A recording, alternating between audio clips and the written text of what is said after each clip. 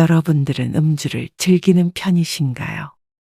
전혀 술을 드시지 않는 분도 계실 테고, 또 하루도 빠짐없이 음주를 하시는 분도 분명히 계시겠죠. 저도 주변을 보면 저녁상에 반주가 함께 하는 일이 일상적인 사람들도 있습니다. 즐기는 데서 끝나면 좋지만 이게 지나치게 되면 내가 술을 먹는지 술이 나를 먹는지 모를 지경이 되는 경우도 있습니다. 그러면 마시는 본인뿐만이 아니라 가정까지 파탄을 내기도 하죠. 암보다도 고치기 힘든 것이 알코올 중독이라고 합니다. 여러분들 가까이엔 이런 일이 없는지, 여러분들이라면 어떻게 했을지, 오늘 이야기를 들으며 생각해 보시면 좋을 것 같습니다. 우당탕탕 하는 소리에 할머니 장씨는 잠에서 깼습니다. 하지만 깜짝 놀라기는커녕 늘상 있는 일인 듯 짧은 한숨을 내쉬며 자리에서 일어났습니다. 이리 안 나와! 이 여편네가 잠이나 처자고 있어! 거실로 나간 장씨는 난장판이 된 바닥을 한번 보고 시계를 보았습니다. 새벽 3시가 다 되어가는 시각. 오늘도 어김없이 남편은 만취 상태로 들어와 행패를 부리고 있습니다. 내가 거지 새끼도 아니고 안주 하나 없이 술 먹는데 마누라란 여자는 잠이 오냐? 냉장고에서 꺼내 먹어요. 뭐? 그럼 할망구는 집구석에서 하는 일이 뭐야? 또 이 새벽에 왜 소란을 피워요? 소란? 지금 내가 늙어서 돈 못 벌어온다고 무시하는 거지? 누가 무시를 했다고 그래요? 얼른 들어가서 자요. 또다시 시작되는 주사에 장씨가 말리자 남편은 자신을 무시한다며 술상을 발로 차며 씩씩댔습니다. 빈 소주병과 술잔만 올려져 있던 양은 밥상이 요란하게 달그락댔습니다. 여편네야, 내가 지금은 이 모양 이 꼴이어도 평생 뼈 빠지게 일해서 너희들 먹여 살렸어. 동네 사람들 다 깨겠어요. 내가 벌어온 돈 니네가 다 써버렸잖아. 고마운 줄도 모르고 잠이나 처자고 말이야. 내가 벌어온 돈을 지들이 다 써놓고.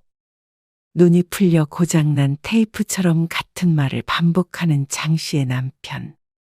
평생 벌어온 돈을 장씨와 아들이 다 썼다는 말을 듣자 장씨는 기가 막혀 웃었습니다.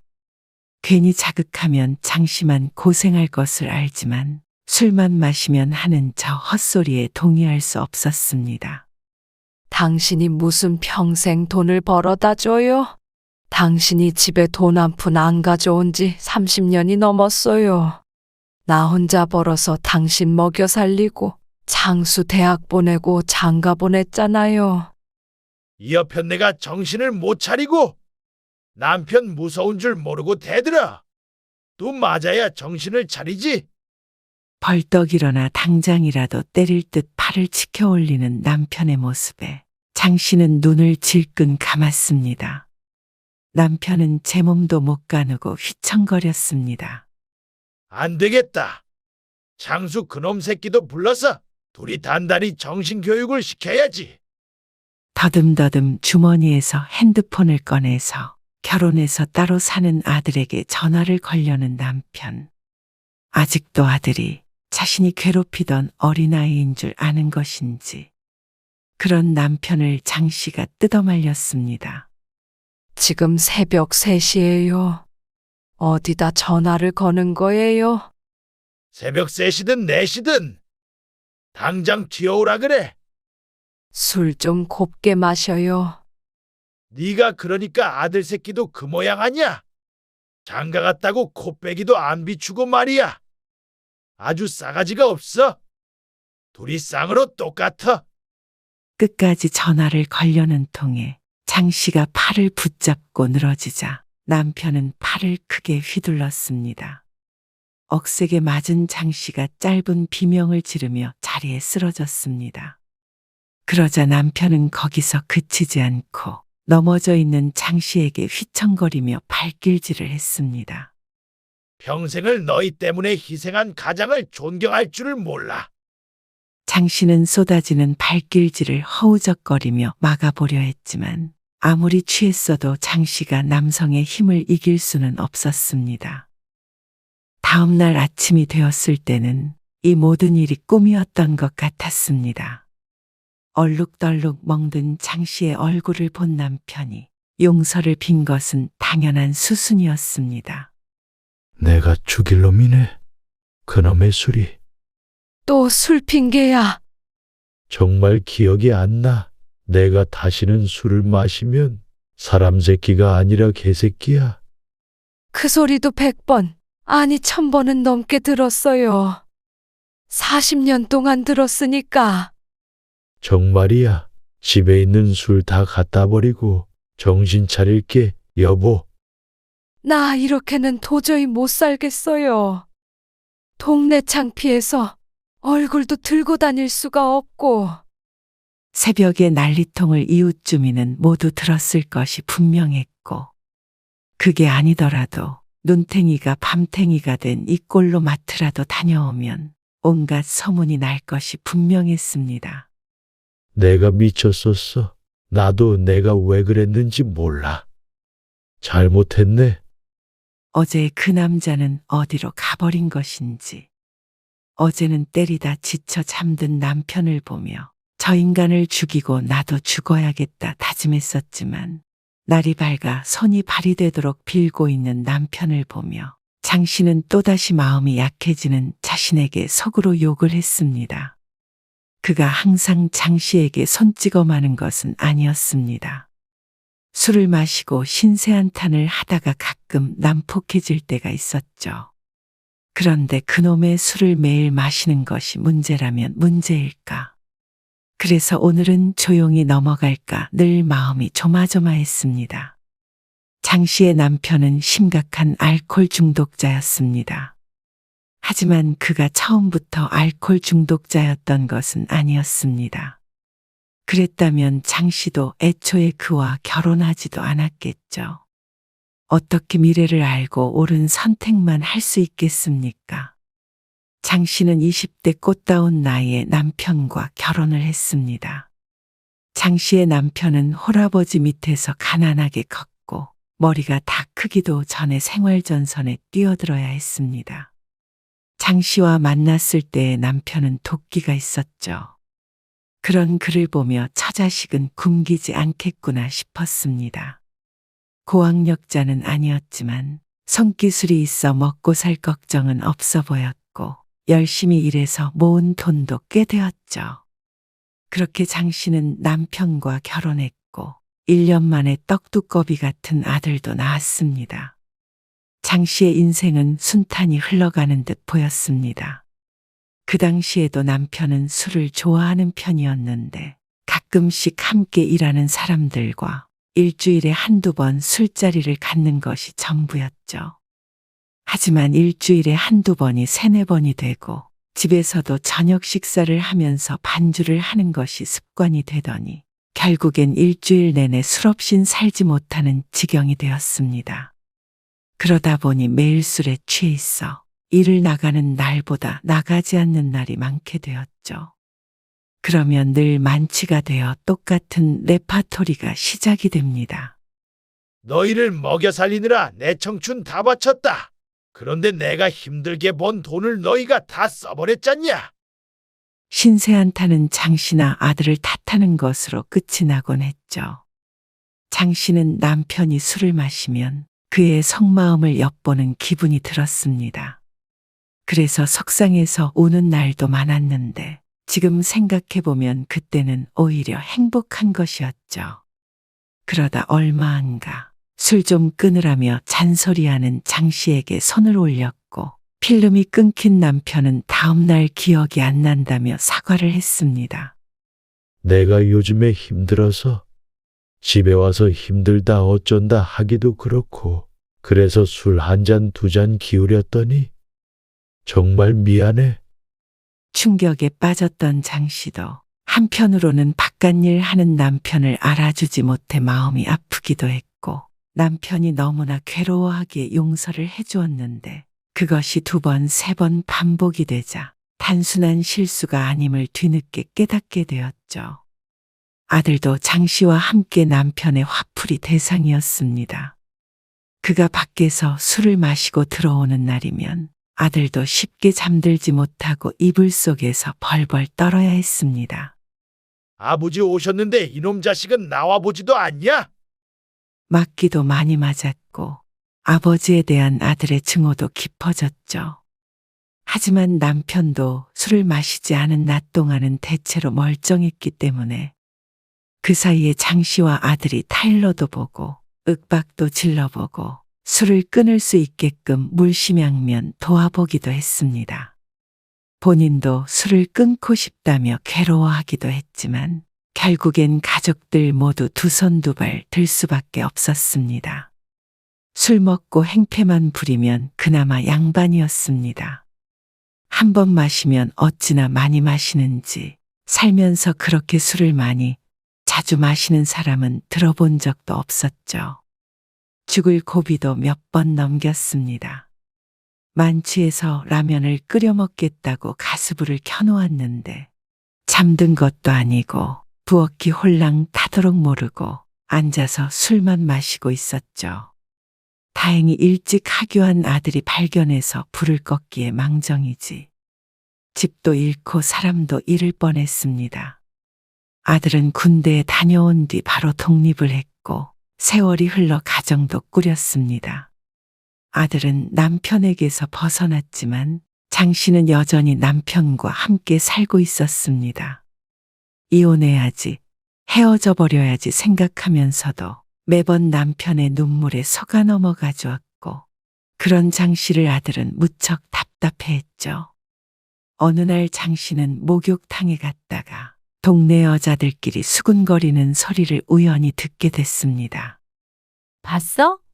아까 등어리에 멍자국 있던데. 등에? 못 봤는데. 또 아저씨한테 얻어맞은 것 같아? 남편이 때린데? 어머, 너 그거 몰랐구나? 유명한 얘긴데. 가끔은 눈이 이렇게 시퍼래져서 돌아다닐 때도 있어. 그 정도면 갈라서야 하는 거 아니야? 근데 그게 이유가 있다는 소문도 있어. 저 언니가 바람이 났다고 그러더라고. 이야기 속의 주인공이 방금 전까지 함께 대화를 나누다 일어난 자신이란 것을 알았습니다. 그리고 저 소문의 근원을 알고 있었죠. 바로 장 씨의 남편이었습니다. 젊었을 때는 안 그러더니 점점 의처증 증세가 생겼는데 종종 장 씨가 남편을 두고 다른 남자를 만나고 있다고 망상하곤 했습니다. 술에 취하면 자주 하는 말이었고 아들에게도 전화해서 네 엄마가 두 집 살림한다며 이상한 소리를 해대는 통에 어이가 없었던 적이 한두 번이 아니었습니다. 아들이야 사실이 아니라는 것을 알고 있었지만 남들 눈에는 다르게 보였을 수도 있고 그저 남 일이라면 무엇이 사실이건 상관없이 안주거리로 씹어대길 좋아하는 것이 인간이 아니겠습니까? 어머나, 그 나이 먹고 무슨 짓이야? 그 언니 그렇게 안 봤는데. 그러니까 오죽했으면 마누라를 그렇게 패겠어? 때린 놈도 나쁜 놈이지만 맞을 짓을 하는 것도 문제야. 장 씨는 그 말에 참지 못하고 여자를 향해 수건을 집어던지며 소리쳤습니다. 뭘 안다고 나불대는 거야? 맞을 짓은 바로 이런 짓거리를 맞을 짓이라고 하는 거지.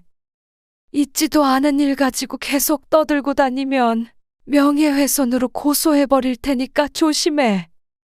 여자들은 화들짝 놀라며 입을 다물었습니다. 장 씨는 씩씩대며 목욕탕을 나왔습니다. 동네 창피해서 도저히 살 수가 없었는데 사실 이 동네도 10년 전에 이사를 온 곳이었습니다. 남편이 술 마시고 동네 사람들과 하도 싸우고 사고를 치고 다니는 바람에 20년 넘게 살던 동네를 떠날 수밖에 없었습니다. 이제는 밖에서 큰 사고를 치진 않지만 알코올 중독 증상이 결코 나아진 것은 아니었습니다. 장 씨가 집으로 돌아가자 거실에서 또 술잔을 기울이고 있는 남편이 있었습니다. 전날 밤새 술 마시고 낮 동안 퍼질러 자더니 해가 지자 저렇게 또 술을 퍼부어대는 것이었습니다. 밥은 걸러도 술은 절대 거르지 않았죠. 왜 이렇게 쏘다니는 거야? 안주 좀 내와. 또 빈 술상에 술병과 잔만 올려져 있는 것을 본 장씨는 한숨을 쉬었습니다. 어제도 술 안 마신다고 약속했잖아요. 이거 한 잔만 먹고 말 거야. 출출하니까 뭐라도 좀 내오란 말이야. 한 잔만 먹는다는 그의 말과는 다르게 이미 빈 술병도 2병이나 보였습니다. 장씨는 낮에 먹다 남은 찌개를 데워 상에 올려놨습니다. 벌써 3병째 먹고 있는 것을 보니 술 먹지 말라는 소리는 씨알도 안 먹힐 것이고 더 긁었다가는 무엇이 날아올지 몰랐습니다. 근데 어딜 다녀오는 길이야? 목욕탕이요. 어느 목욕탕? 세탁소 옆에 있는 목욕탕이죠.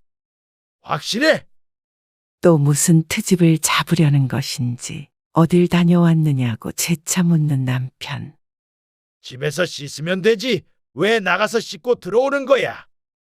너 또 그놈 만났지? 남편은 존재하지도 않는 그놈을 들먹거리며 시동을 걸었습니다. 내가 이 여편네 가만히 안 둔다고 했어, 안 했어?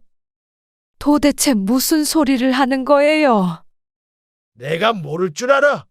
당신 무슨 짓 하고 돌아다니는지? 기가 막혀 대답을 하지 않자 남편이 자리에서 일어났습니다. 다리를 부러뜨려 놔야 딴짓을 못하고 다니지.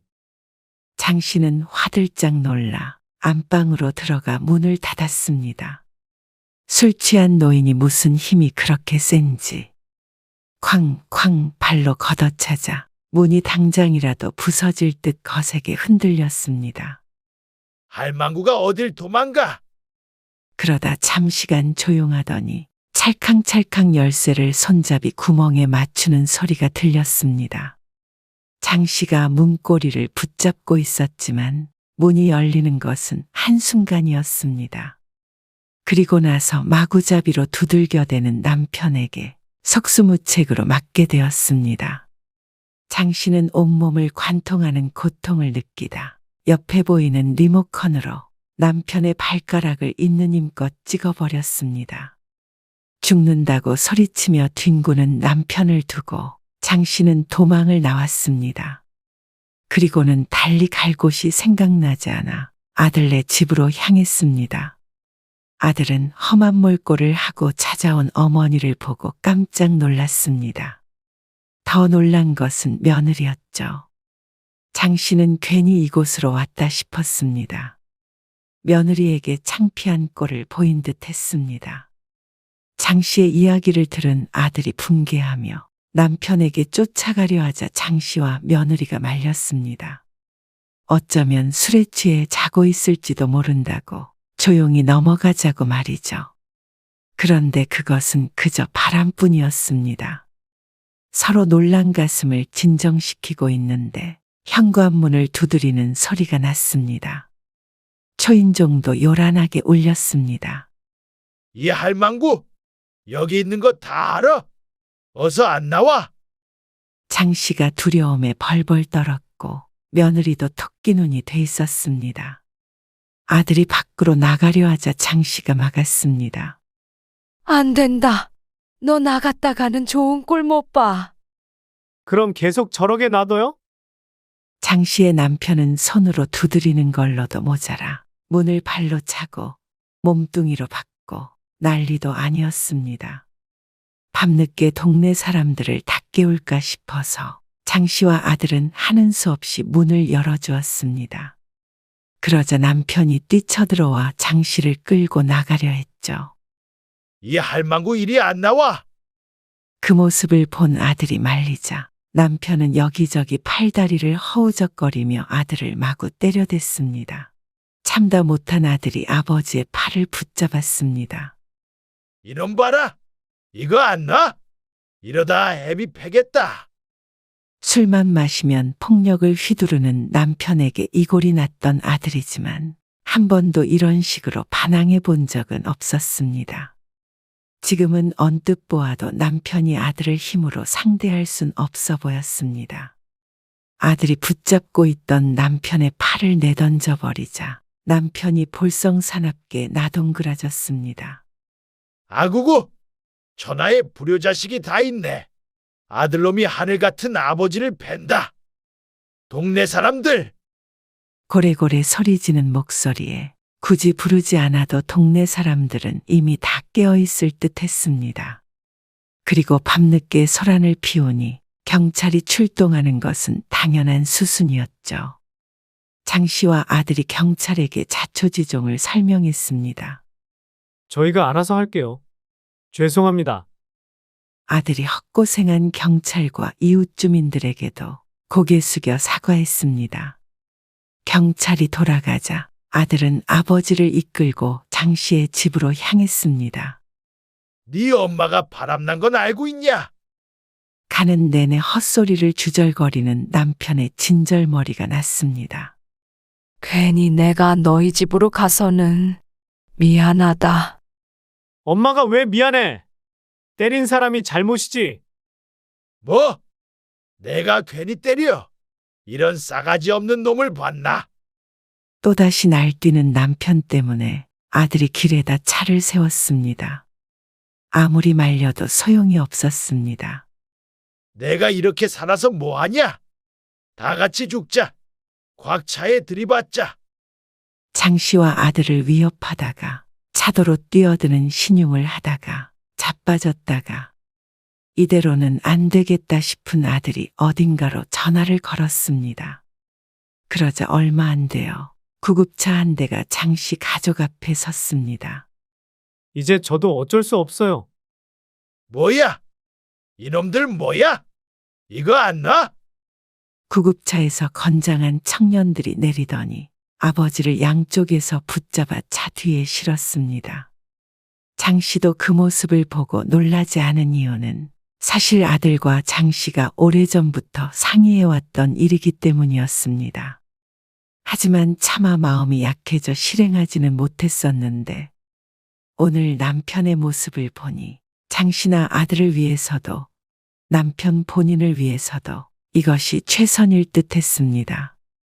하지만 성난소처럼 날뛰던 아버지가 저보다 더 건장한 청년들이 제압하자 순한 양이 된 듯한 모습에 짠하기도 했고 가족을 병원에 강제로 입원시킨다는 것이 옳지 않은 일을 저지르는 듯한 기분이 들었습니다. 남편이 뒤에 실린 뒤에 장 씨와 아들이 옆에 타고 병원에 동행했습니다. 침울한 장 씨의 손을 잡으며 아들이 말했습니다. 이게 아버지를 위해서도 좋은 일이에요. 언제까지 저렇게 사실 수는 없잖아요. 그래, 나도 안다. 병원에 도착한 장 씨는 남편을 강제 입원시키는 절차에 동의하게 되었죠. 장 씨와 아들은 서류에 사인을 하면서도 과연 이게 맞는 걸까 갈등이 되었습니다. 하지만 일단 술을 안 마신 남편은 아주 정상적이었고 병원에 있는 동안은 술은 마실 수가 없기 때문에 강제로라도 술을 끊게 만들어야겠다고 생각했습니다. 그렇게 남편을 두고 집으로 돌아온 장 씨는 뜬 눈으로 밤을 지새워야 했습니다. 다음 날 병원에 통화를 해보았고 술이 깬 남편이 아주 얌전해졌다는 이야기를 들었습니다. 그날은 남편과는 통화하지는 않았고 며칠 뒤에 병원에 있는 남편에게서 전화가 왔습니다. 술만 안 먹으면 되잖아. 절대 죽어도 입에도 안 뗄 테니까 나 좀 나가게 해줘. 또 멀쩡한 목소리로 맹세했습니다. 40년 가까이 그 말에 속았지만 아직도 며칠 전에 맞은 곳이 욱신대고 있었습니다. 창순의 집까지 쫓아와서 행패 부린 거 기억 안 나요? 내가 미쳤었나 봐. 이놈의 술 때문에. 그러니까 이참에 거기서 술 끊고 나와요. 나보고 정신병원에 있으라는 거야. 어떻게 나를 병원에 쳐넣어버릴 수가 있어? 당신 치료 받아야 해요. 장 씨가 단호한 목소리로 대답하자 수화기 너머로 남편의 울부짖는 목소리가 들렸습니다. 듣고 있기 괴로워 전화를 끊어버렸는데 장 씨라고 마음이 편한 것은 아니었죠. 그날부터 매일 남편에게서 전화가 걸려왔습니다. 하도 마음이 안 좋아서 병원에 연락해봤죠. 우리 남편한테 전화 좀 안 오게 할 수 없나요? 거기서도 그렇게 전화를 자유롭게 사용할 수 있어요? 전화 사용까지는 저희가 못하게 할 수는 없어요. 그뿐만이 아니었습니다. 남편의 여동생에게서도 전화가 걸려왔습니다. 옳게! 어떻게 우리 오빠를 병원에 집어넣을 수 있어? 어쩔 수 없었어요. 해도 너무한다. 엄마 살아계셨으면 이게 있을 수가 있는 일이야. 장 씨는 침묵했습니다. 옳게! 설마 오빠 말이 맞는 거야? 무슨 말이요? 바람났다고 그래서 나는 설마 했는데 그래서 오빠 정신병원에 넣어버린 거 아니냐고. 아들과 동네 사람들뿐만이 아니라 가족들에게도 말도 안 되는 이야기를 하고 다닌 듯 했습니다. 절대 그런 일 없어요. 장수 아빠는 거기서 술 끊고 나와야 해요. 남자가 술도 좀 마실 수 있는 거지. 그것 때문에 올케처럼 하는 여자가 어딨어? 겪어보지 않으셨으면 말씀하지 마세요. 아니면 고모가 데리고 사시던가요. 뭐야? 지금 뭐라고 했어? 속에서 열불이 나서 그냥 전화를 끊어버렸습니다. 자신의 일이 아니라고 함부로 판단하고 조언하는 것이 지긋지긋했습니다. 아들과도 통화를 해보니 남편이 아들에게도 전화해서 꺼내달라고 난리를 치는 모양이었습니다. 하지만 장 씨는 이번에야말로 마음을 굳게 먹었습니다. 하지만 시간이 지나자 남편도 병원 생활에 적응을 했는지 전화를 거는 횟수가 줄었고 장 씨가 병원에 전화를 해보면 조용히 잘 생활하고 있다는 대답을 했습니다. 몇십 년 동안 달고 살던 술을 하루아침에 끊게 되었으니 힘들었을 텐데 생각보다 잘 지내고 있는 듯해서 마음이 놓였죠. 이대로 있으면 정말 알코올 중독이 치료될 듯해서 장 씨는 희망을 가지게 되었습니다. 그렇게 2달 정도 시간이 흘렀고 장 씨는 남편과 통화를 하고 있었습니다. 이제는 제법 일상적인 이야기도 나누고 여느 부부와 같은 대화가 가능해졌습니다. 밥은 먹었고? 점심은 먹었죠. 당신은? 여기야 시간 딱딱 맞춰서 밥 주지. 살도 좀 쪘어. 얼마 만에 이렇게 얘기해 보는지 이제 술 안 먹고 싶어요? 이제 술이라면 떠올리기만 해도 싫어. 장 씨는 눈물이 찔끔 났습니다. 진작의 심각성을 알고 치료를 받았다면 그 긴 세월 동안 남편도 자신도 좀 더 나은 삶을 살 수 있지 않았을까 하는 후회도 되었습니다.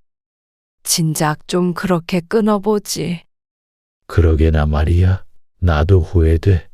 처음엔 그냥 힘든 일을 마치고 한두 잔 먹는 게 좋았는데 나중에는 술을 마시면 모든 근심이 사라졌어.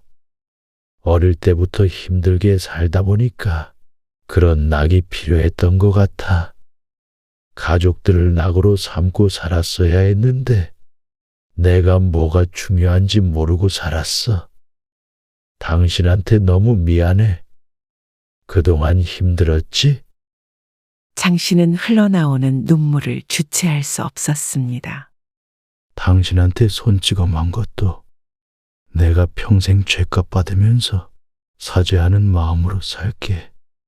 그리고 창수 장가 갈 때도 뭐 하나 해준 것도 없이 평생 못난 꼴만 보였네. 내가 나가게 된다면 당신 고생시켰던 목까지 내가 이제 정말 정신 차리고 열심히 살려고 해. 술만 마시면 늘 입에 달고 사는 게 사과였지만 이렇게 진지하고 진심 어린 사과를 받아본 것은 처음이었습니다. 지난 날을 후회하는 남편의 모습에 자신들의 처지가 무척 괴로워졌습니다. 젊은 날 남편을 처음 만났던 때가 떠올랐습니다. 가족을 위해서라면 무엇이든지 할 수 있을 것만 같았던 그 든든함. 술만 아니었다면 남편은 병원에 있을 것이 아니라 장 씨의 옆에서 함께 늙어가는 동반자가 되고 아들의 든든한 버팀목이 될 수 있었을 텐데. 미안해, 여보. 나를 용서해줘. 장 씨와 남편은 그렇게 한참을 전화기를 붙잡고 울었습니다. 그러고 며칠 동안 장 씨는 생각에 빠졌죠. 아들과도 긴 상의를 했습니다. 2달 넘게 병원에서 금주했던 남편은 최근에 아들과의 통화에서도 미안함에 굉장히 힘들어했으며 다른 사람이 된 듯했다고 했죠. 또한 남편을 언제까지 그곳에 둘 수도 없기 때문에 장 씨와 아들은 남편을 퇴원시키기로 결심했습니다. 퇴원하고 거실에 앉아 서로 마주 앉은 장 씨와 남편과 아들. 식탁 위엔 빈 종이와 펜이 올려져 있었습니다. 내가 다시는 안 그러겠다고 각서를 써놓을란다. 무슨 각서까지 써요? 그래야 당신이랑 장수가 안심을 하지. 남편은 죽을 때까지 술을 마시지 않겠다고 스스로 각서를 쓰고 지장까지 찍어서 벽에 붙여 놓았습니다. 그리고 나서 남편은 몰라보게 달라졌습니다. 술을 안 먹으니 밥도 잘 챙겨 먹게 됐고 시커멓게 죽어있던 안색은 좋아졌죠. 여보, 빨래 내놓으면 내가 돌릴게. 설거지나 빨래도 부지런히 나서서 하게 되었습니다.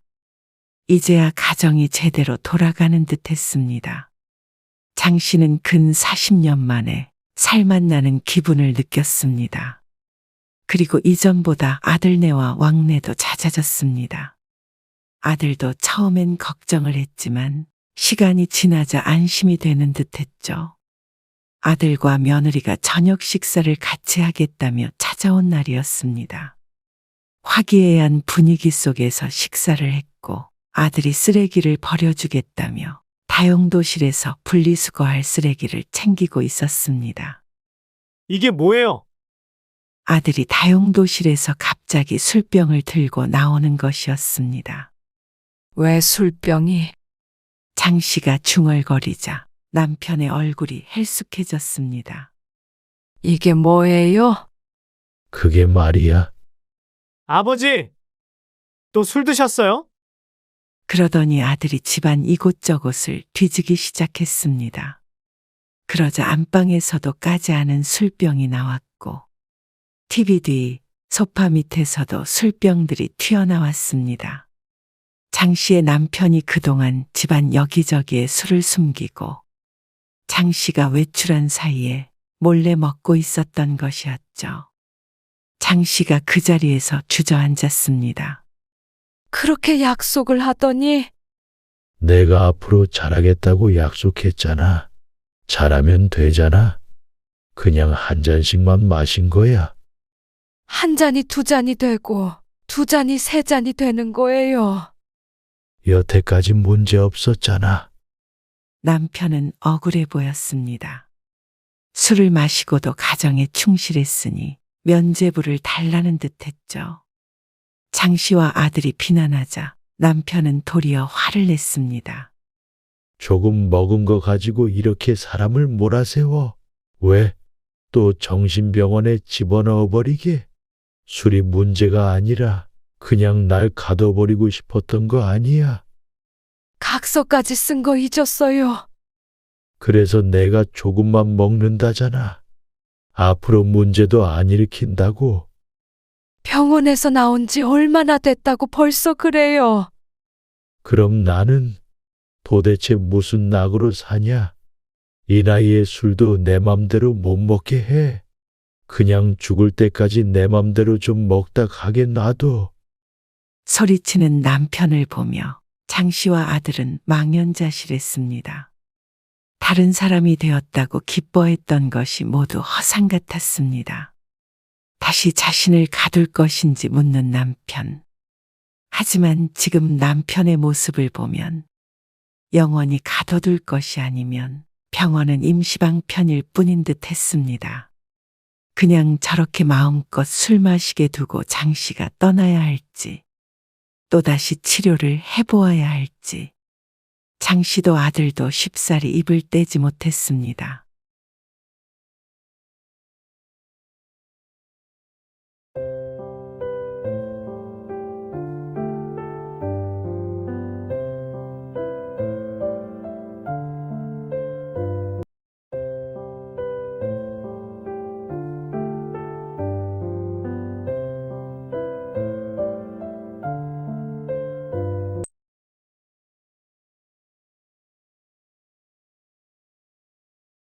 여러분들은 자식들에게 헌신하는 삶을 살아오셨나요?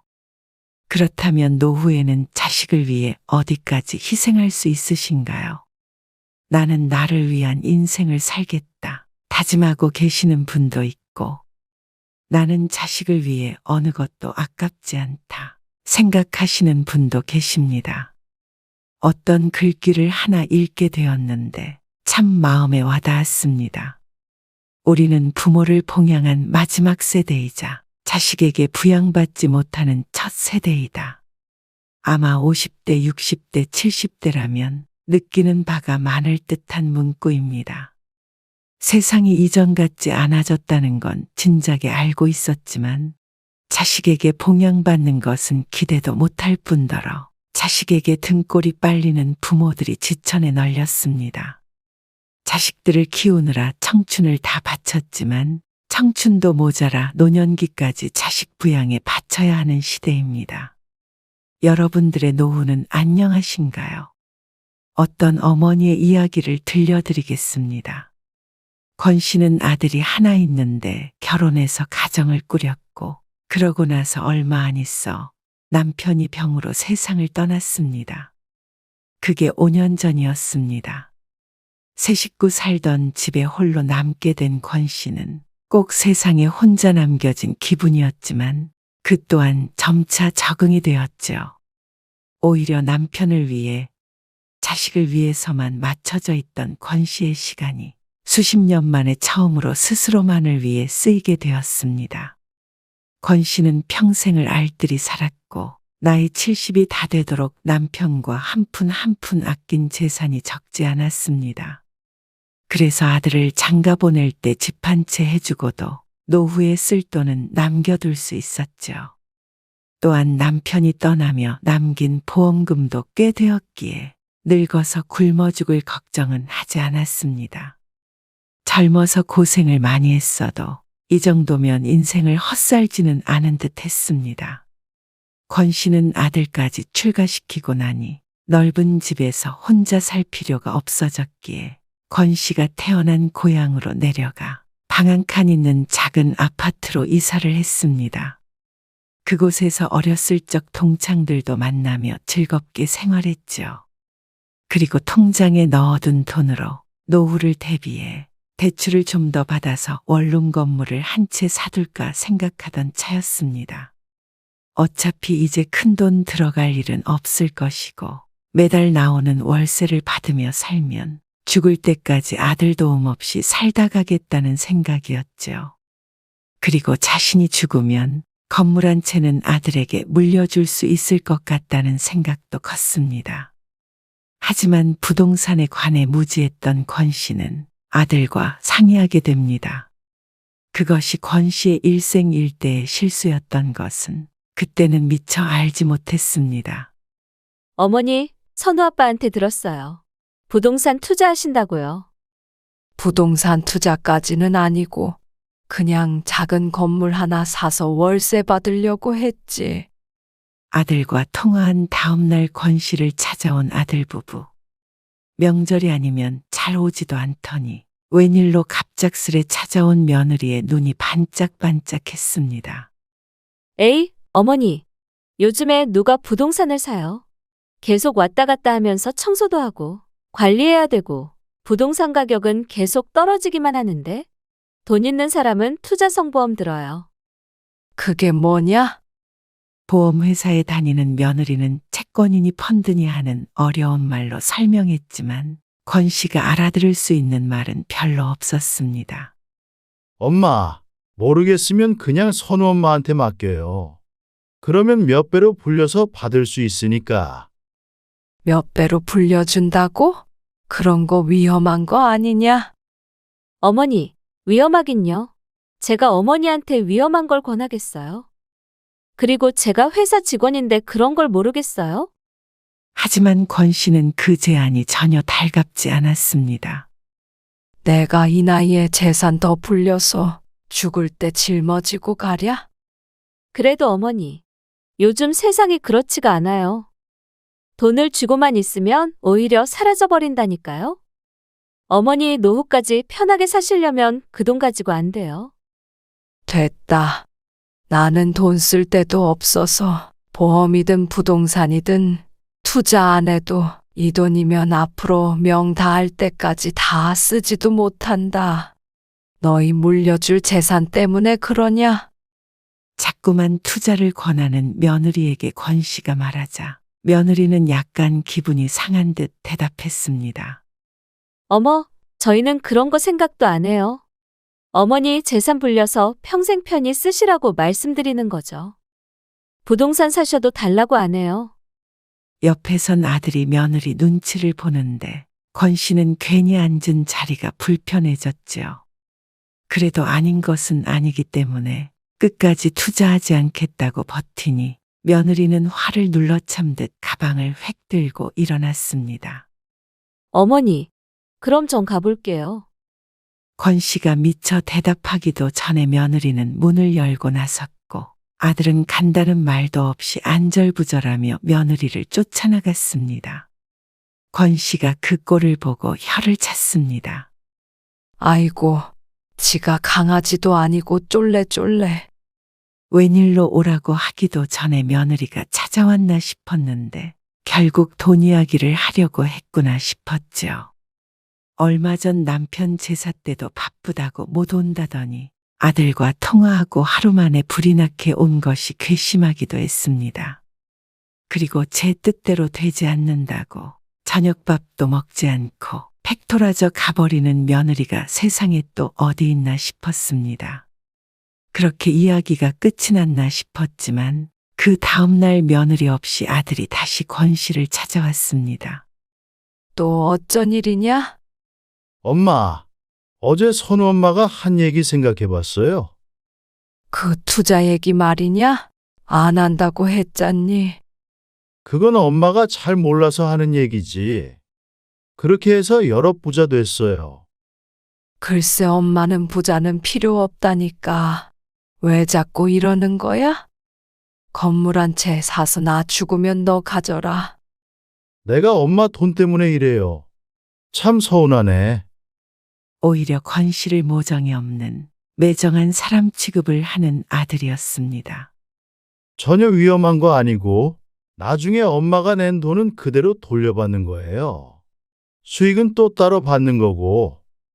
글쎄 엄마는 그런 거 잘 모른다니까.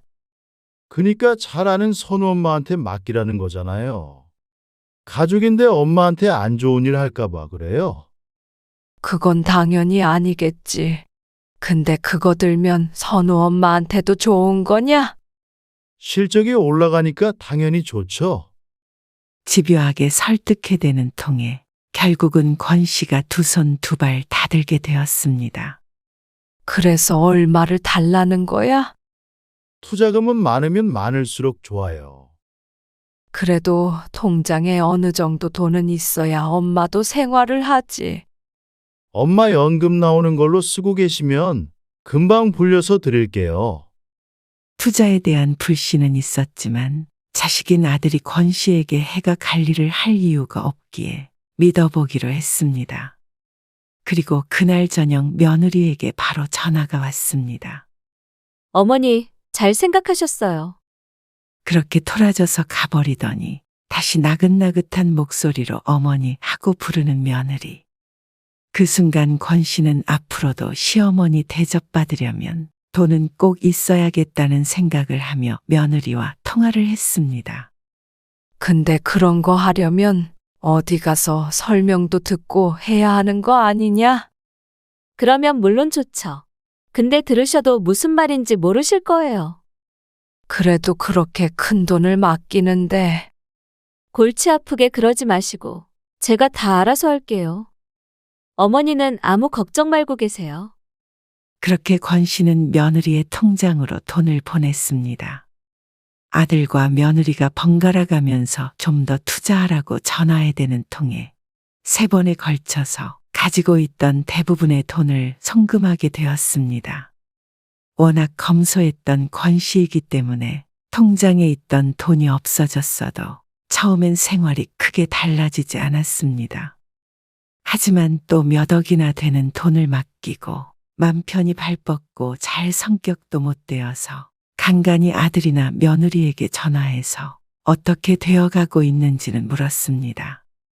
어머니, 고수익이 나오는데 투자해서 이게 오르려면 시간이 좀 걸려요. 금방 큰 돈으로 불릴 거라던 말과는 다르게 시간이 걸린다는 며느리의 말에 권 씨는 불안해졌습니다. 그런 권 씨를 달래듯 아들과 며느리는 평소보다 살갑게 권 씨를 챙겼지요. 손자와 함께 주말에 외식도 하고 허리 아픈 권 씨가 걱정된다며 뜬금없이 안마의자를 선물하기도 했습니다. 혼자 적적하게 살던 권 씨는 그런 아들 내외에 관심이 내심 좋기도 했습니다. 하지만 그것도 처음에야 그랬지. 돈을 가져간 지 1년이 다 돼가도록 수익이 나고 있는 건지 아니면 언제 얼마나 생길지 도통 말을 해주지 않으니 권 씨는 점점 답답해졌습니다. 어느 날은 권 씨가 불안해서 안 되겠다며 며느리에게 돈을 빼고 싶다고 넌지시 말을 꺼내보았습니다. 그건 안 돼요, 어머니. 지금 빼면 손해가 너무 커요. 그럴 거면 처음부터 투자를 안 하는 게 낫죠. 손해가 얼마나 되길래? 반토막 난다고 보시면 돼요. 아니, 위험한 게 아니라더니? 위험해서가 아니라요. 아무튼 복잡한 게 있어요. 지금은 절대 빼시면 안 돼요. 며느리가 그렇다는데 한두 푼 하는 돈도 아니고 그냥 돌려달라고 할 수도 없었습니다.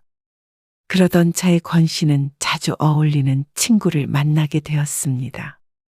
시골이긴 해도 땅도 있고 자식도 잘 키워 말년에 편히 살고 있는 친구 중 한 명이었습니다. 한창 이야기하던 중에 문득 친구와 자신의 모습을 비교하게 되는 권 씨. 금귀걸이, 금팔찌 주렁주렁 하고 있는 친구에 비해 수수하다 못해 초라해 보이는 자신의 차림새가 창피하게 느껴졌답니다. 이전에는 그런 생각을 한 적이 없었던 권 씨이지만 지금은 통장에 돈도 없고 나이 들어 벌이도 없기 때문에 예전보다도 아끼며 살게 되어 심적으로 위축이 되는 듯 했습니다. 전에 건물 산다고 그러더니 그것도 안 사고 왜 이렇게 후줄근하게 사는 거야? 그 돈 꽉 쥐고 있다 관까지 들고 갈 거야. 친구가 농담처럼 던진 말에 권 씨는 차마 웃으며 받아치지 못했고 이번에 제주도로 놀러 가는 거 말이야. 친구 여럿이서 제주도 여행 계획을 세우는 말에 여행 비용이 부담된다는 말을 꺼내지 못했습니다. 단칸방에 살며 검소하게 사는 권 씨를 가까운 친구들은 이해하지 못했고 모르는 사람이 보았을 땐 노후 준비를 하지 못한 가난한 노인일 것이기에 권 씨는 더 이상 이렇게는 안 되겠다는 생각을 하게 되었습니다. 친구가 가고 권 씨는 며느리에게 전화를 걸었습니다. 그래서 손해를 봐도 상관없으니 투자금을 돌려달라고 말했습니다. 그러자 며느리가 불같이 화를 내는 것 아니겠습니까? 지금 빼면 손해본다고 말씀드렸잖아요. 한번 투자하셨으면 믿고 기다리셔야지. 왜 자꾸 돌려달라고 그러시는 거예요? 제가 그 돈 훔쳐갔어요? 그게 아니라 그 돈이 언제까지 묶여 있어야 되니? 어느 정도 돈이 나와야 내가 생활을 할 것 아니냐? 어머니 연금 받고 계시잖아요. 그게 몇 푼이나 된다고 그러냐? 그걸로 어떻게 먹고 살아? 선우 아빠가 용돈도 드리는데 왜 그러세요? 아들이 주는 용돈이라고 해봐야 생일이나 명절 때 봉투에 조금씩 넣어주는 것이 전부였습니다. 그런 특별한 날이 1년에 몇 번이나 된다고 그 돈으로 생활하라는 건지 기가 막혔습니다. 손해를 좀 보더라도 내가 가지고 있어야 마음이 편하겠다. 나는 투자고 건물이고 이제 다 필요 없다. 그냥 그 돈 쓰다가 죽을련다. 어머니는 그냥 저를 못 믿으셔서 그러시는 거잖아요. 제가 하는 일이 다 못마땅하신 거죠? 그런 소리가 아니잖니. 이만 끊을게요. 권 씨가 미처 뭐라 대꾸하기도 전에 전화가 끊어졌습니다. 이미 끊겨버린 전화기를 붙들고 있던 권 씨는 꼭 귀신에라도 홀린 듯한 기분이었습니다. 며느리에게 싫은 소리는 한마디도 안 한 것 같은데 이런 식으로 화를 낼 줄은 몰랐습니다. 그리고 몇 시간 안 있어 아들에게도 전화가 걸려왔습니다. 엄마, 선우 엄마한테 뭐라고 했길래 그래요? 뭐라고 하긴? 그냥 나는 내 돈 돌려받고 싶다고밖에 안 했다. 엄마 돈 제대로 불려준다고? 애엄마가 몇 날 며칠 얼마나 고민했는데요. 왜 자꾸 돌려달라고 하세요? 선우 엄마 괴롭히는 것도 아니고 왜 안 하던 시어머니 노릇을 하시고 그러세요? 아니, 내가 무슨 시어미 노릇을 했다는 거냐? 권 씨는 너무 억울했습니다. 내가 며느리 돈을 달라고 강짜를 부린 것도 아니고 손해를 봐도 좋으니 내 돈을 받았으면 한다는데 이게 아들까지 전화해서 시집살이가 어쩌고 할 문제인가 싶었죠. 둘 다 권 씨 탓이라 그러니 자신이 정말 나쁜 시어머니인가 하고 곰곰이 생각하게 되기도 했습니다. 그렇게 되면 선우 엄마 실적에도 페널티가 있어서 안 좋단 말이에요. 당연히 서운하죠. 그런 건 나는 말을 안 하니까 모르지. 내가 목돈 들어갈 일이 있어도 쓰질 못하니까 하도 답답해서 그랬지. 엄마가 목돈 들어갈 일이 무슨 일인데 그래요. 이따가 선우 엄마한테 전화 한 통화 해주세요. 울고불고 난리네. 도대체 자신이 뭘 잘못했다고 그러는지 권 씨에게 사과를 강요하는 아들이 야속했습니다. 권 씨도 자존심이 상해서 아들과의 전화를 끊고 며느리에게 전화하지 않았습니다. 아들도 몇 번은 권 씨를 설득하더니 더 이상 전화를 걸지 않았고 아들 내외와 손자는 발길을 끊어버렸습니다. 그렇게 한 달, 두 달 지나자 손자도 보고 싶고 이렇게 하나밖에 없는 자식과 괜히 돈 때문에 멀어지나 싶어 권 씨가 먼저 며느리에게 연락할 수밖에 없었습니다. 선우 엄마야, 그때 내가 그렇게 말해서 기분 많이 상했니? 아니에요, 어머니. 다 잊었어요.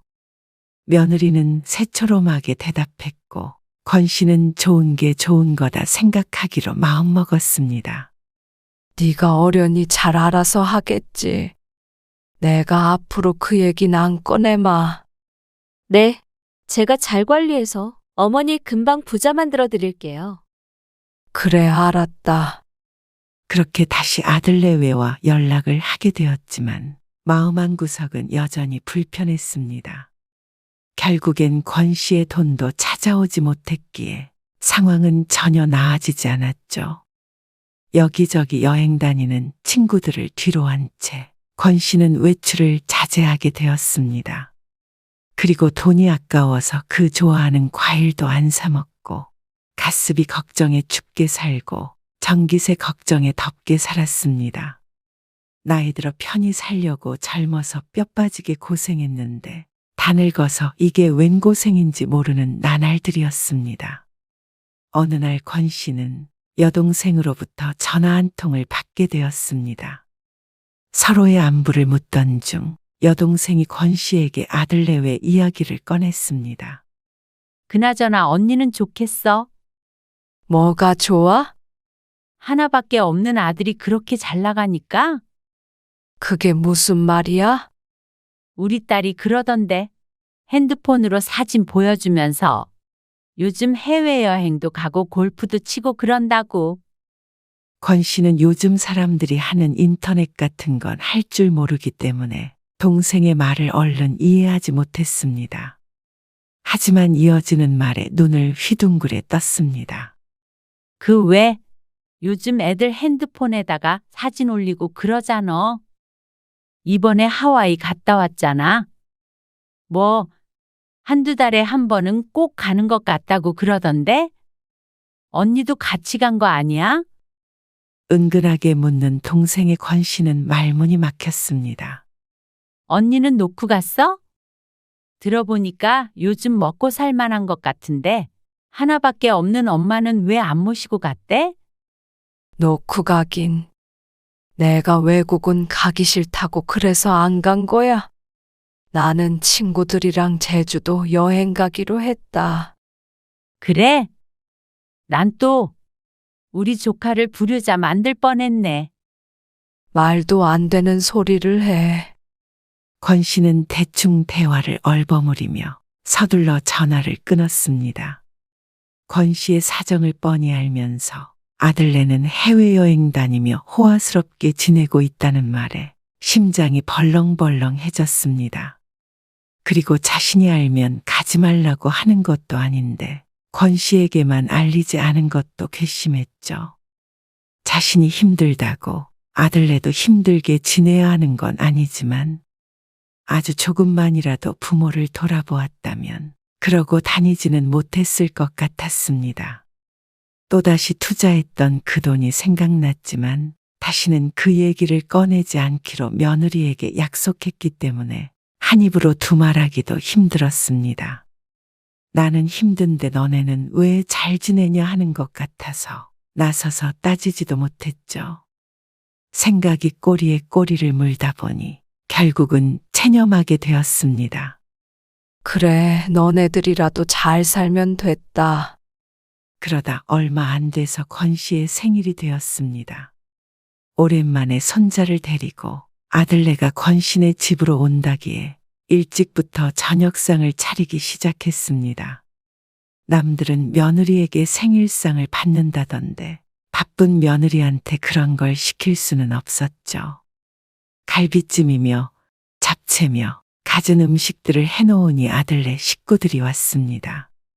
그런데 사람 마음이 다 똑같은 거 아니겠습니까? 자신의 생일날 아들네가 빈손으로 방문한 것을 보니 씁쓸한 마음이 들었습니다. 흔한 케이크 하나 없이 밥상에 앉아 밥을 먹다가 며느리가 슬며시 가방에서 봉투 하나를 꺼냈습니다. 권 씨는 선물이 없어 내심 실망했던 자신을 떠올리며 멋쩍은 미소를 지었습니다. 어머니, 이거 받으세요. 이게 뭐냐? 어머니 생신이시잖아요.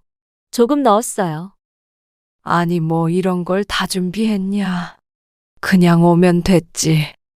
말은 그렇게 했지만 권 씨는 기쁜 표정을 감출 수 없었죠. 권 씨는 슬그머니 봉투를 열어보았습니다. 그 안에는 5만 원짜리 지폐 2장이 들어 있었습니다. 오늘 권 씨가 저녁상을 차리기 위해서 장을 본 금액만 해도 10만 원이 넘었습니다. 그런데 봉투에 들어있던 액수 때문에 속상한 것이 아니었습니다. 양말 한 짝만 선물해줬어도 기쁘게 받았겠지만 봉투를 주며 하는 며느리의 말이 아프게 권 씨를 찔렀습니다. 어머니, 너무 조금 담았죠? 죄송해요. 요즘 선호 학원비 때문에 생활비가 빠듯하네요. 자식 키우기 참 힘들어요. 그쵸? 웃으면서 내뱉는 말이 권 씨에게는 참 설득력 없이 들렸습니다. 한 달에 한 번 해외여행 갈 돈은 있고 1년에 한 번뿐인 시어머니 생일날엔 아이 학원비 때문에 10만 원밖에 못 줘서 미안하다. 동생의 전화를 받지 못했다면 오히려 안쓰러워서 뭐라도 더 챙겨주려고 했을 텐데. 권 씨는 며느리가 하는 말이 빈말이라는 것을 이미 알고 있었습니다. 차라리 아무 말 않고 줬다면 기쁘게 받았을 텐데 괜한 핑계로 권 씨의 마음을 더 상하게 만들었습니다. 그러는 며느리는 목이며 팔이며 걸칠 수 있는 모든 곳에 번쩍번쩍 장신구를 걸치고 있는 것도 참 모순적이었죠. 요새 그렇게 힘드냐? 그렇죠. 물가가 워낙 많이 오르니까 과일 하나 사 먹기도 벌벌 떨린다니까요. 그래. 그래서 나도 요새 보일러도 안 틀고 전기장판도 안 튼다. 어쩐지 집이 너무 춥네요. 저희가 돈 많이 벌어서 어머니 가습이라도 내드려야 할 텐데. 죄송스럽네요. 알면서도 물었지만 돌아오는 대답에 권 씨는 속으로 헛웃음을 지었습니다. 화장실에 다녀오겠다고 욕실로 들어온 권 씨는 세면대 양옆을 짚고 서서 거울을 들여다봤습니다. 그 속에는 늙고 초라한 여인이 서 있었습니다. 내가 무슨 부귀영화를 누리겠다고 이 나이에 돈 때문에 서름을 느껴야 하나 후회스러웠습니다. 자식 눈치, 며느리 눈치 보며 계속 이렇게 살아야 하나 가슴이 뜨거워지기도 했습니다.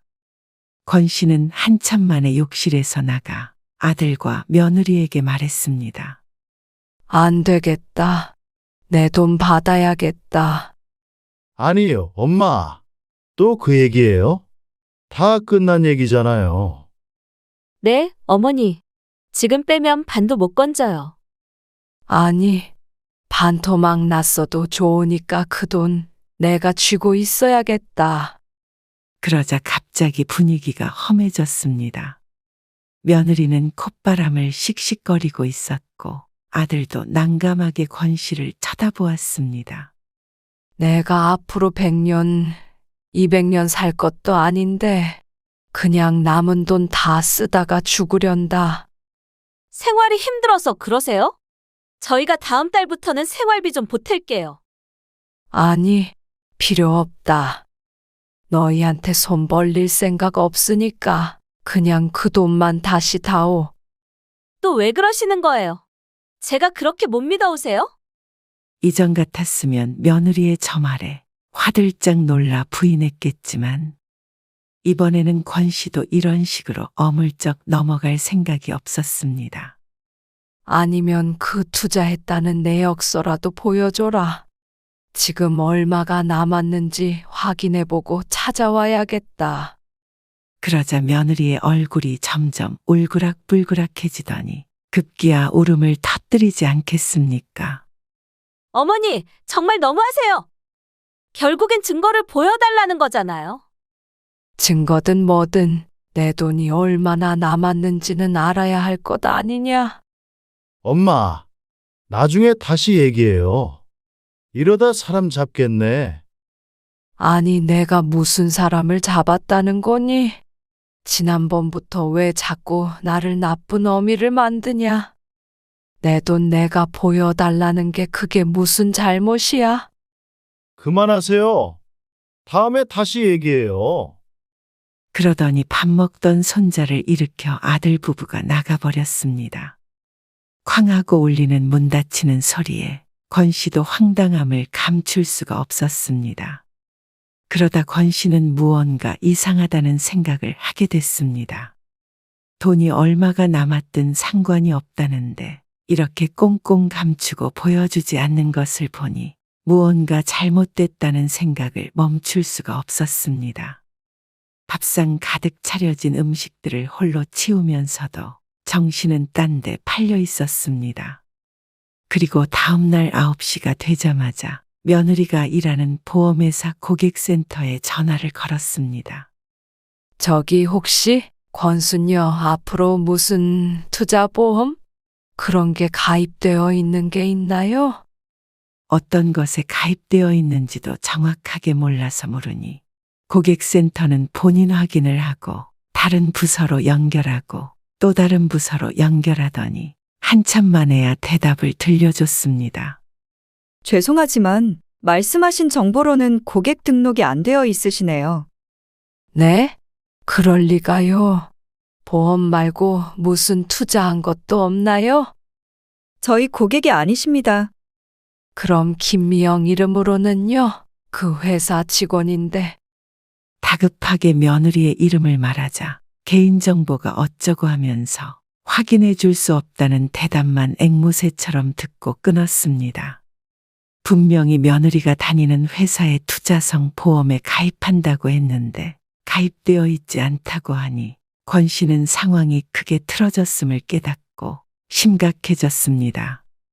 그동안 한 번도 뭐가 어찌됐다 설명도 없었던 게 이런 이유였나 싶어 권 씨는 하늘이 무너지는 기분을 느껴야 했습니다.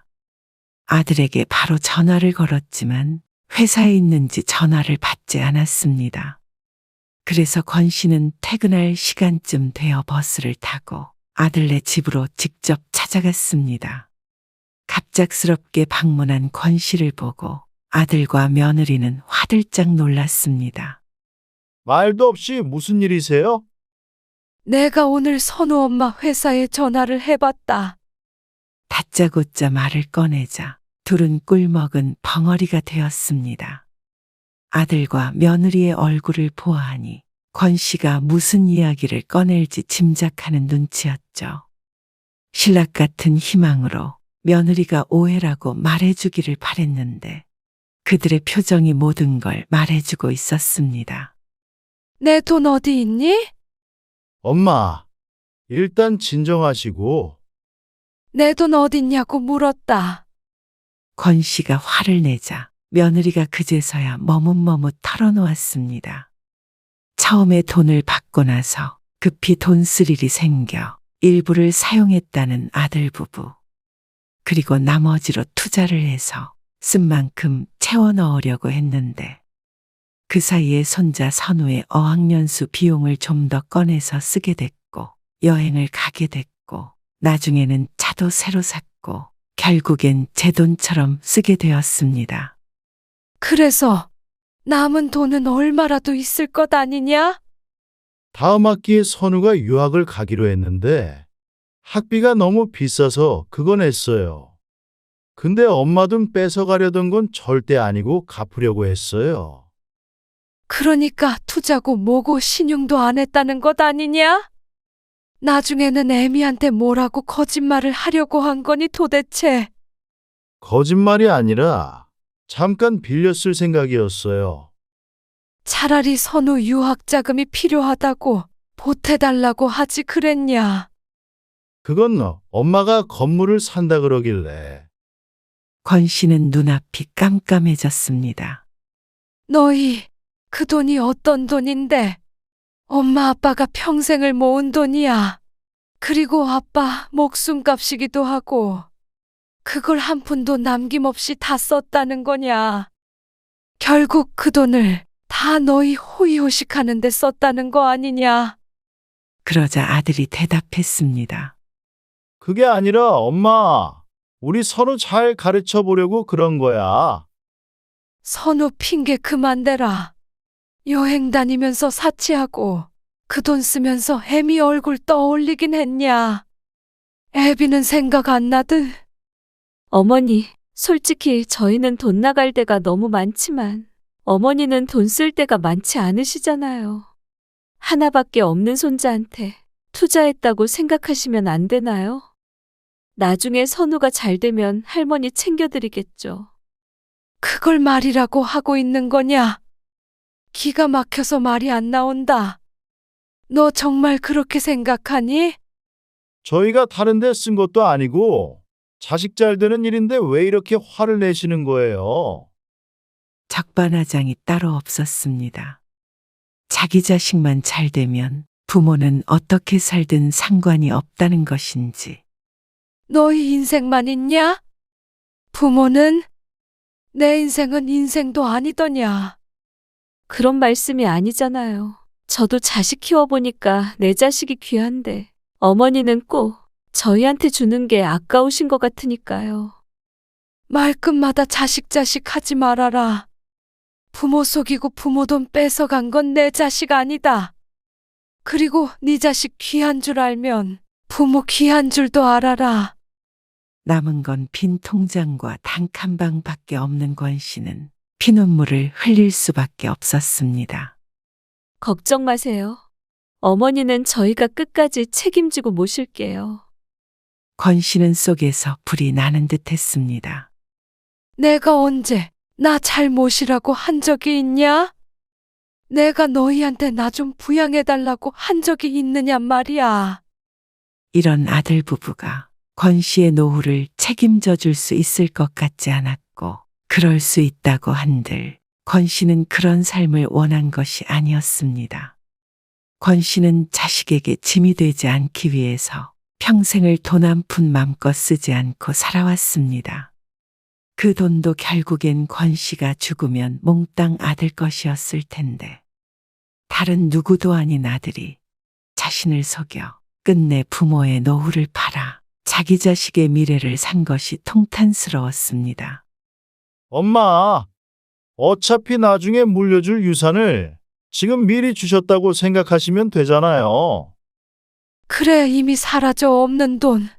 유산 줬다고 생각하마. 우리는 더 이상 부모 자식이 될 인연이 아닌가 보다. 나도 너희한테 자식의 도리를 바라지 않을 테니 너희도 내 도움은 바라지 말고 앞으로 각자 그렇게 살자. 뒤돌아서는 권 씨에게 아들은 그러면 앞으로 손자를 못 보게 될 것이라고 협박 아닌 협박을 했지만, 권 씨는 발걸음을 멈추지 않았습니다. 집으로 돌아온 권 씨는 땅을 치며 오열했습니다. 아들과 며느리에게 속아 이 지경이 된 것이 너무나 슬펐습니다. 그리고 끝까지 자신의 잘못을 뉘우치지 못하는 모습에 더 큰 상처를 입게 되었죠. 한편으로는 누구를 탓하겠나 싶기도 했습니다. 자식은 부모의 거울이라는 말이 있듯이 아들을 저렇게 키운 것도 결국 부모인 권 씨 아니겠습니까? 하지만 권 씨는 이러니 저러니 해도 빈털터리가 되어 살아갈 날이 막막해져 당장 먹고 살 걱정을 해야 하는 현실에 하염없이 눈물만 흘렸습니다.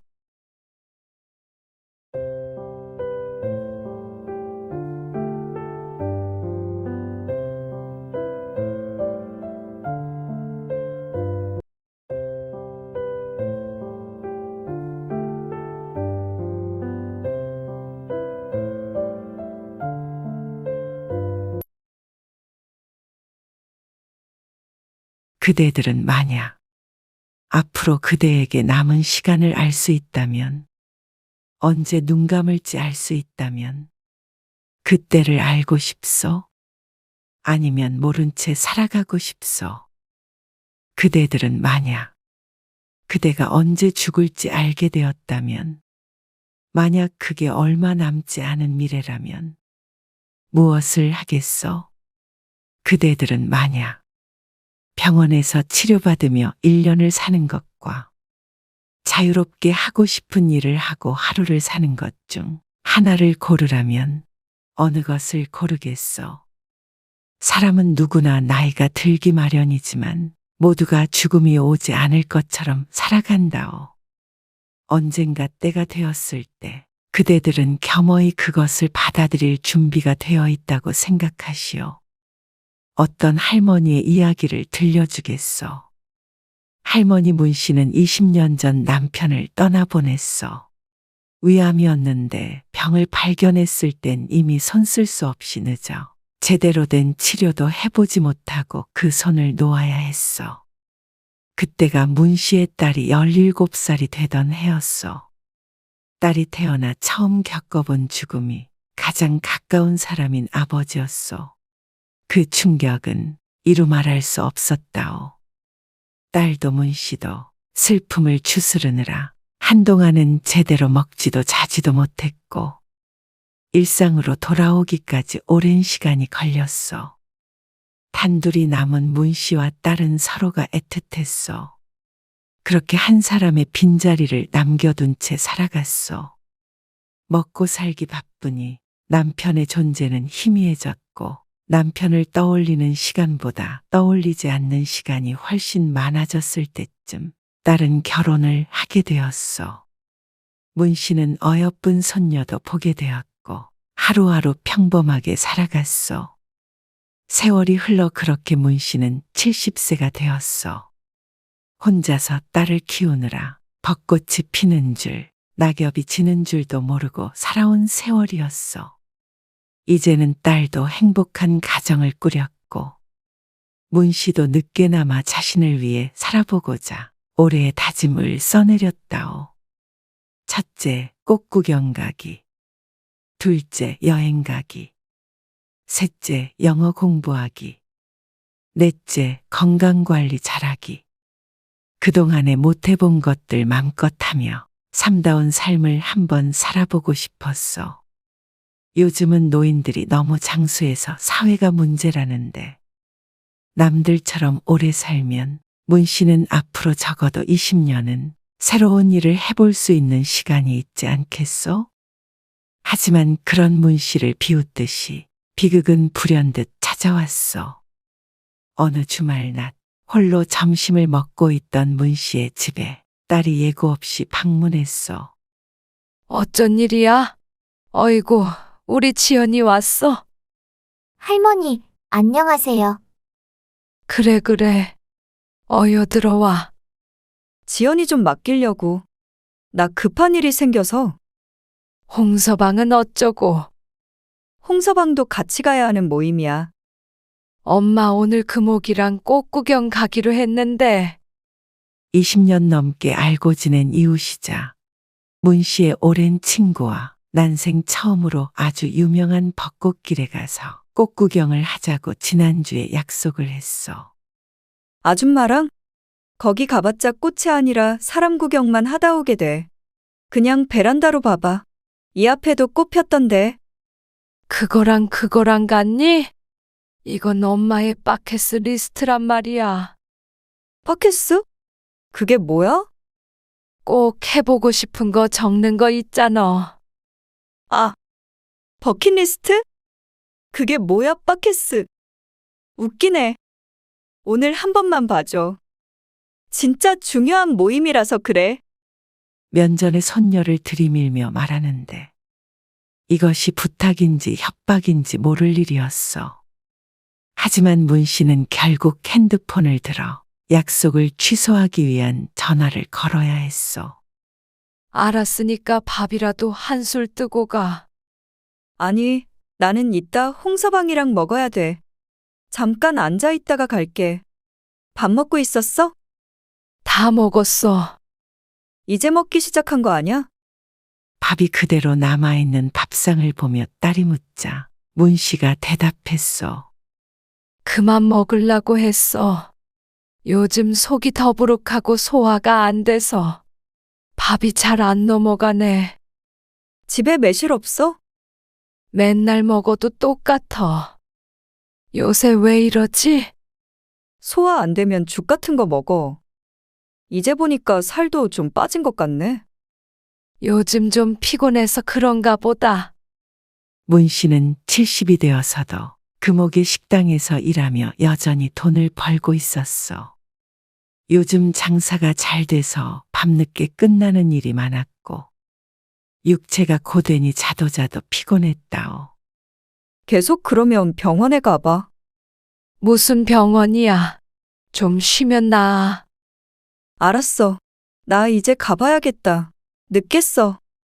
나중에 전화로 얘기해. 그래, 괜찮으니까 걱정 말고 얼른 가봐라.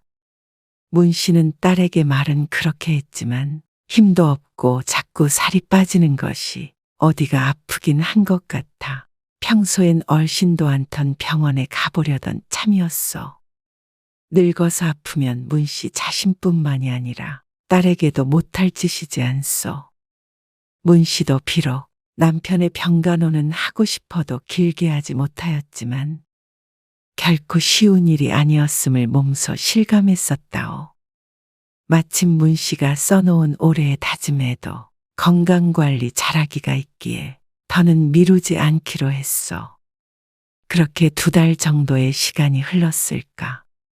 문 씨의 딸은 어느 날 저녁 갑작스러운 전화 한 통을 받았어. 혜진아, 나 금옥이 아줌마야? 네, 아줌마. 무슨 일이세요? 뜬금없이 걸려온 전화의 의아한 목소리로 물었어.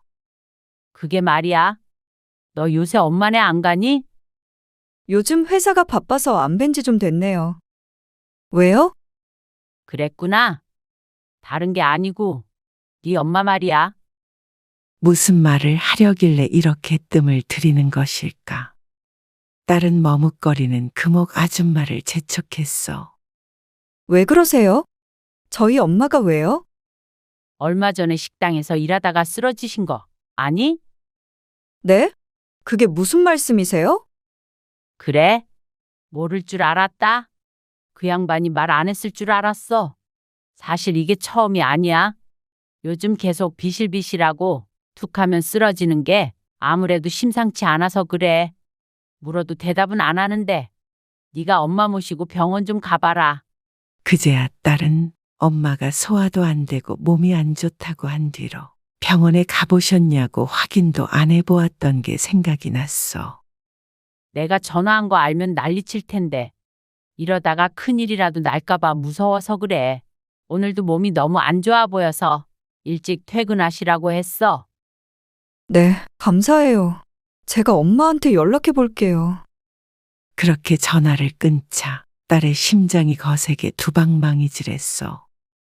한 번도 아니고 여러 번 쓰러질 정도면 가벼운 증상은 아니지 않겠어? 엄마에게 전화를 걸려다 말고 곧장 일어나서 외투를 걸쳤어. 전화로 물어서 될 일이 아닌 듯했어. 무슨 정신으로 운전을 해서 갔는지도 기억이 나지 않았어. 갑작스러운 딸의 방문에 문씨도 어리둥절했어. 너는 꼭 이렇게 말도 없이 불쑥불쑥 오더라. 엄마, 깜짝이야. 왜 소리를 질러? 딸은 급한 마음에 신발도 벗기 전에 소리를 쳤지만 문씨를 보고 입을 도로 다물었어. 꼴이 왜 그래? 엄마 꼴이 왜? 예고 없는 방문에 놀라서 대꾸하던 문씨도 딸이 여기저기 뜯어보자 그제서야 애써 눈을 피했어.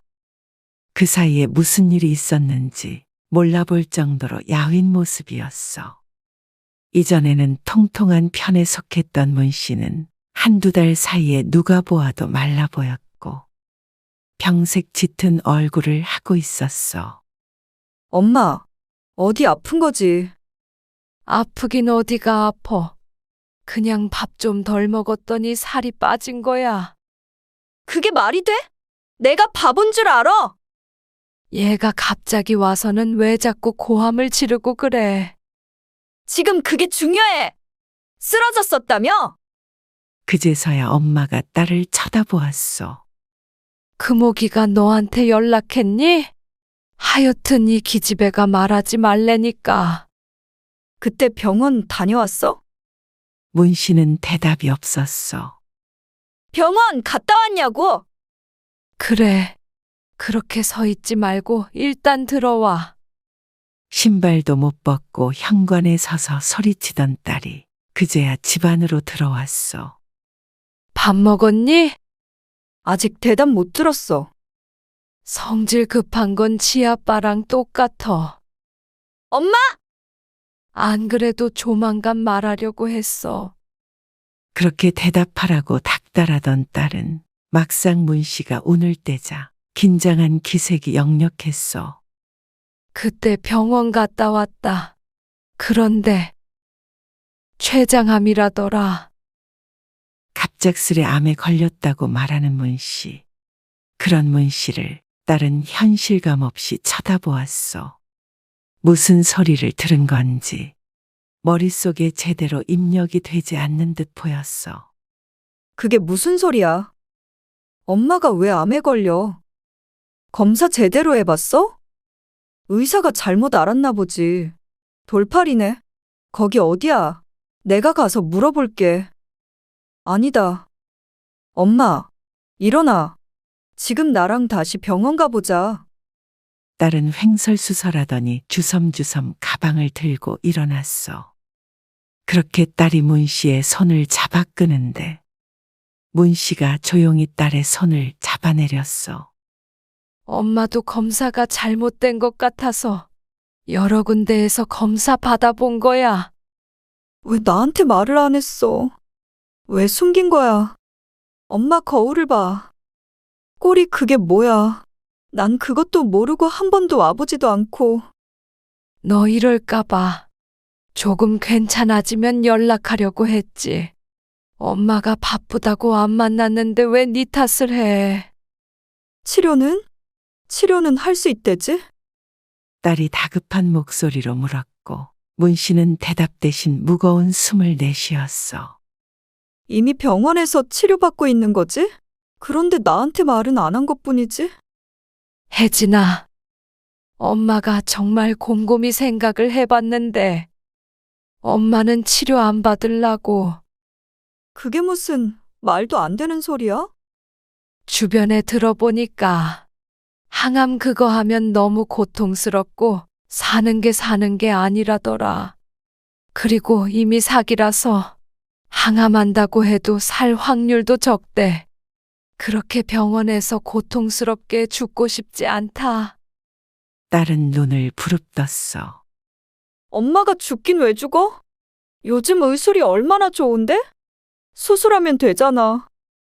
혜진아, 네 아빠도 위암 사기 판정받고 얼마 안 돼서 돌아가셨어. 엄마는 남은 시간이 많지 않다면 하고 싶은 거 하다 죽고 싶어. 엄마, 죽는다는 소리 그만해. 무서워. 나랑 병원에 같이 가자, 제발. 부탁이야.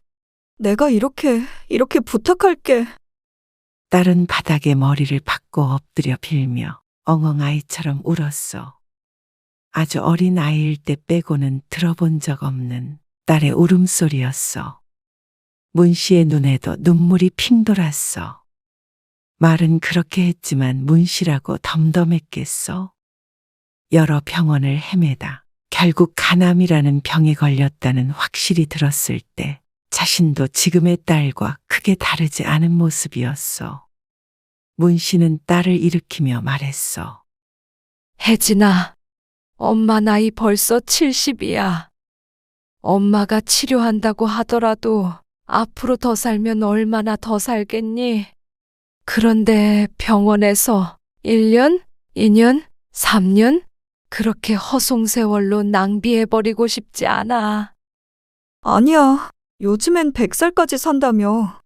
엄마 그럼 30년은 더 내 옆에 있을 수 있는 거잖아. 나를 위해서 치료받아 줄 수 없어? 1% 확률이라도 살 수 있다면 치료받는 게 맞잖아. 내가 암에 걸려서 엄마처럼 말했어도 엄마는 그러자 했을 거야? 그러자 문 씨는 말문이 막힌 듯 하려던 말을 도로 집어넣었어. 만약 딸이 암에 걸렸다면 무슨 짓을 해서든 살리려고 했겠지 하고 생각했어. 목 놓아오는 딸에게 치료를 안 받겠다는 말을 더 이상 할 수가 없었어. 문 씨는 딸을 끌어안고 토닥였어.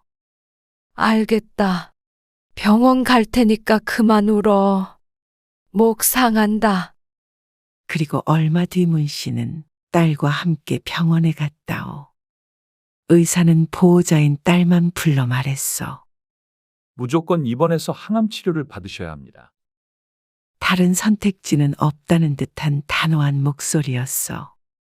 항암을 안 할 순 없나요? 전이 상태가 좋지 않고 연세가 있으셔서 수술이 힘든 상황입니다. 입원해서 당장 치료하지 않으면 위험합니다. 그러면 살 수 있나요? 제가 살 수 있다 없다. 단정지어 말씀드릴 수는 없어요.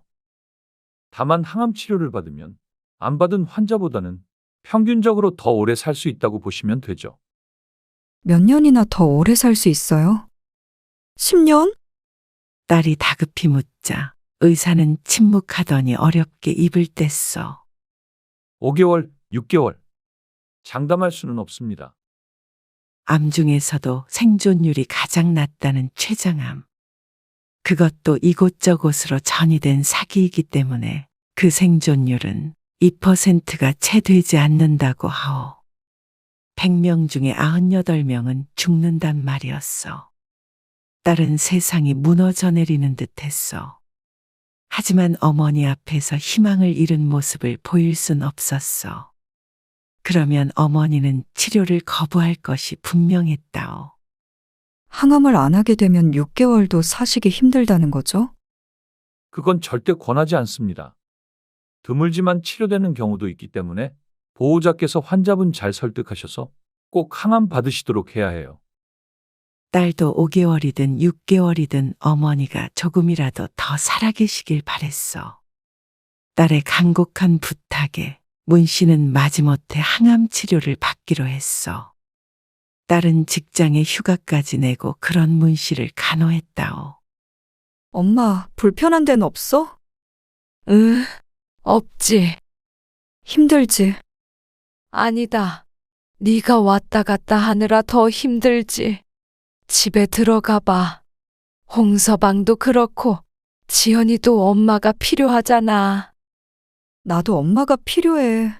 다 이해해 줄 거야. 항암 치료가 시작되고 문 씨는 웃음을 잃어갔어. 엄마 식사하세요. 속이 안 좋아서 나중에 먹을게. 그래도 먹어야지. 어지러워서 누워있고 싶어.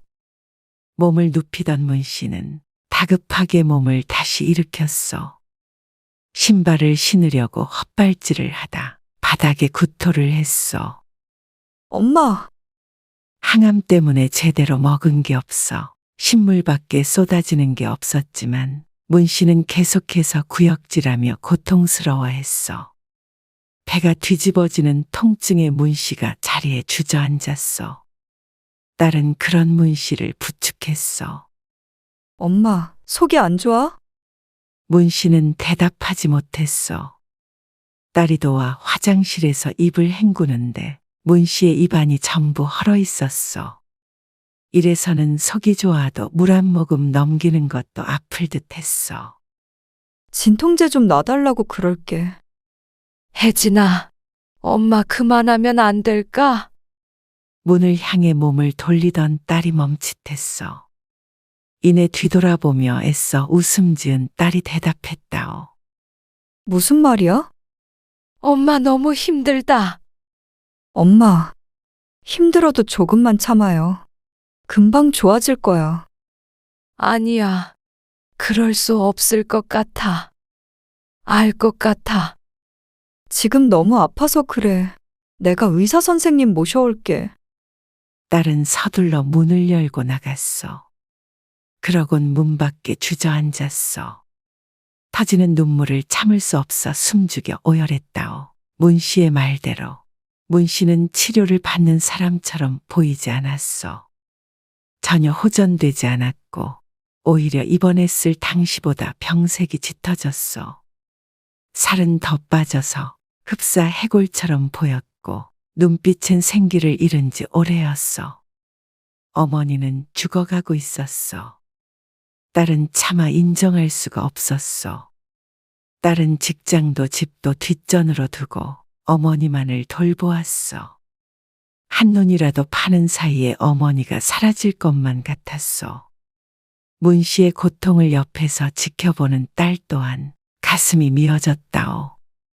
하지만 그렇다고 문 씨의 말처럼 모든 걸 멈출 수는 없었어. 그 말은 어머니를 잃는 것과 같은 말임을 모두 알고 있었어. 그래서 딸은 문 씨의 바람을 모른 척했어. 그렇게 문 씨는 항암 치료를 이어갔어. 그러던 어느 날 웬일로 문 씨가 침대 머리에 허리를 기대고 앉아 창밖에 떨어지는 낙엽을 바라보고 있었어. 그날따라 컨디션이 나쁘지 않아 보였어. 딸은 기쁘게 말을 걸었어. 엄마 다 나으면 같이 단풍 구경 가자. 그러자 문 씨가 희미하게 미소 지었어. 오랜만에 보는 어머니의 모습에 딸도 들떴다오. 단풍 구경도 가고, 꽃 구경도 가고, 여행도 가고. 너무 좋겠다. 우리 딸이랑 여행도 가고, 못 해본 일도 해보고, 행복하게 웃다가 가고 싶다. 혜진아. 문 씨의 말에 딸의 웃음 걸린 얼굴이 경직되었어. 내 마지막 모습을 눈 감고 산소 호흡기 꽂은 모습으로 너에게 영원히 기억되고 싶지 않다. 그것이 문 씨의 남편의 마지막 모습이었어. 언제 눈 감는단 말도 없이 그렇게 가버린 모습이 아직도 가슴에 대모처럼 박혀서 빠지질 않는다오. 딸은 얼굴을 일그러뜨리며 울었어. 엄마, 난 엄마를 잃고 싶지 않아. 엄마가 죽을까봐 너무 무서워. 그러면 우리 이렇게 소중한 시간을 여기서 흘려보내지 말자. 딸은 이제는 어쩔 수 없다는 걸 깨달았어. 오히려 자신의 고집으로 지난 몇 달간 어머니에게 고통을 준 것이 죄스러웠어. 의사는 퇴원을 만료했지만 문 씨도 딸도 홀가분하게 병원을 떠났어. 그리고 필요한 짐을 챙겨 함께 여행길에 올랐어. 문 씨는 툭 치면 부러질 듯이 마르고 연약해 보였지만 표정만큼은 놀랍도록 생기가 넘쳤어. 딸이 운전하는 차의 조수석에 문 씨가 탔어. 여행 가는 것도 엄마가 꼭 해보고 싶었던 거야. 급박했어? 놀리니? 오랜만에 웃음꽃이 피어났어. 바다로 갈까? 아니, 엄마는 산이 좋아. 그래. 단풍 구경하러 가자. 그리고 하룻밤 자고 오자. 우리끼리 이렇게 여행 가는 거 처음이다. 남편이 죽고 나서는 한 번도 딸과 함께 여행해 본 적이 없었어. 문 씨는 아이처럼 신이 나 보였어. 둘은 산 밑을 거닐며 단풍 구경도 하고 사람 구경도 했어. 거진 20년 만에 처음으로 손을 잡고 길을 걸었다오. 안 추워? 잠바 입었잖아. 추우면 내 거도 벗어줄게. 어이구, 됐다. 문 씨는 기분 좋은 웃음을 흘렸어. 오래 걷지 못하는 문 씨의 건강 상태 때문에 얼마 못 가 벤치에 앉아 쉬었어. 마음 같아서는 산도 올라가겠는데. 나중에 다시 오면 되지. 나중. 별것 아닌 단어가 문 씨의 마음을 울렸어. 그토록 소중한 말이 될 줄은 몰랐어. 딸을 낳아 키우면서 아이가 자라는 순간순간이 모두 소중했지만 지금 딸과 함께 있는 이 순간은 다시는 돌아오지 않을 것임을 알기에 두 눈으로 두 귀로 온 마음으로 새겨놓고 싶었어. 딸 또한 이날의 공기, 냄새, 소음, 어머니의 얼굴까지 오래도록 기억할 것이요. 너 하고 싶은 거 실컷 하고 그렇게 살아. 내가 언제 하고 싶은 거 못하고 살았나? 일한다고 밥 굶지 말고 홍서방이랑도 싸우지 말고 사이좋게 지내고. 엄만 내가 아직도 어린애인 줄 알아. 딸의 볼멘 소리에 문 씨가 미소 지었어. 엄마한텐 넌 언제나 어린아이야. 딸은 눈물이 차오르기 전에 거칠게 문질러 닦았어. 오늘은 엄마에게 행복한 기억만 만들어주고 싶었어. 모처럼 만에 문 씨와 딸은 오붓한 시간을 보냈고 다음 날 집에 돌아오는 길에 문 씨의 병환이 악화되어 그 길로 병원으로 향했어. 그리고 병원으로 돌아가자마자 이틀 만에 딸은 그렇게 문 씨를 떠나보냈어. 마지막 숨을 거둘 때까지 딸은 문 씨의 손을 꼭 붙잡고 있었어.